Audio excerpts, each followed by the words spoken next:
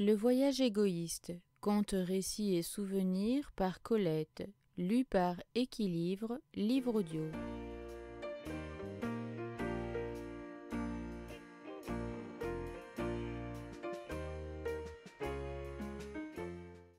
Fourrure.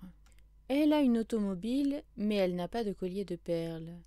Tu as, nous avons un collier de perles, mais elles auraient eu une fourrure.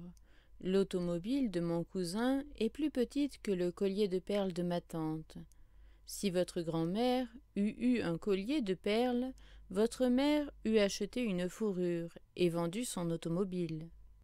Obligatoire dans 1 an ou 2, l'emploi du petit manuel de conversation et de syntaxe que je cite n'est encore que facultatif.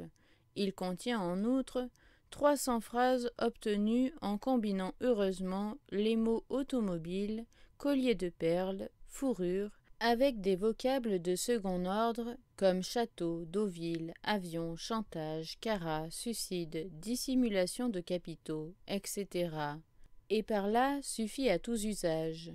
Une édition de luxe comporte, m'assure-t-on, la liste des colliers, des fourrures et des autos célèbres.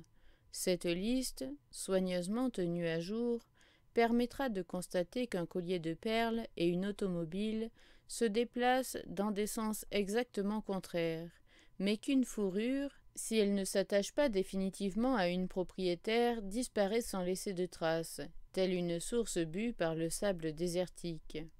Certaines jeunes femmes, une femme pourvue de tout est inévitablement jeune, possèdent ensemble le collier, l'auto et la fourrure. Au lieu de se reposer alors dans une sérénité stagnante, elles abandonnent le soin du collier et de la voiture pour se consacrer à une collection, savamment graduée, de manteaux de fourrure.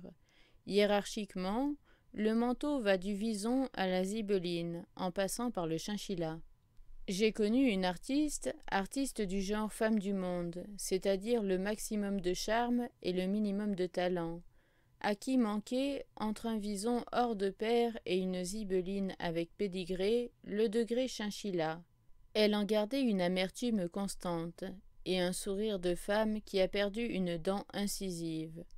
Une autre artiste, jeune et charmante, se trouve actuellement au bord, si j'ose écrire, d'un manteau de zibeline, dont l'attente, le guet passionné, lui communique la trépidation physique, la danse d'un pied sur l'autre qu'on voit aux enfants tourmentés d'un besoin longtemps retenu. Elle en est à rudoyer son chinchilla de l'année dernière, et à traiter, je vous l'assure, de fourrure de petite grue son propre vison d'il y a 2 ans, qu'elle accuse d'avoir rougi. Maître fourreur, puisque c'est ainsi que vous vous baptisez, vous comptez par milliers vos esclaves. Vous savez que les temps et les rôles sont changés, et ce n'est pas vous qu'on entendrait, incliné sur un seuil, dire à une cliente « Madame, votre serviteur ». Endettée, la cliente plie l'épaule et sous votre main de fournisseur ou de fournisseuse, chic et c'est le prix de l'au revoir mon petit que vous lui jetez du haut de l'escalier. Elle ne l'a pas volé, notre seigneur fourreur. Rappelez-lui chaque fois qu'il le faudra qu'elle est la descendante humiliée de celle qui attendait, grelottante dans l'ombre d'une caverne, qu'un mâle jeta sur leur nudité quelque toison sanglante encore. Vous n'aurez pas besoin de lui rappeler de quel abandon la petite femelle préhistorique payait la peau de la bête. Car ça, c'est des choses qu'une femme n'oublie pas. Mais vous vous souciez peu, fourreur, de ce genre voluptueux de bagatelles. Vous inventez, et il faut voir comme. Il n'y eut jamais moins de bêtes à fourrure, ni plus de pelleterie. Le lapin, sollicité de 100 manières, n'a pas dit son dernier mot. Ce n'était point assez qu'une neige impalpable chut de vos mains sur la dépouille du rat, l'éleva vers le chinchilla inaccessible. Il vous faut maintenant des mariages entre le fauve et sa victime, et vous nous offrez, sérieux comme un trappeur des Batignolles, la gazelle façon panthère, croisement qui profite au banal dialogue de vendeuse à la cliente. Et le moindre achat d'une napette bafoue l'histoire naturelle. C'est une honnête marchande de pelleterie qui me vantait à Toulouse la beauté d'un grand lait de burn-duck. Voyez, madame, comme la couleur est égale d'un bout à l'autre de la nappe. C'est du très beau burn-duck. Naturel, n'est-ce pas?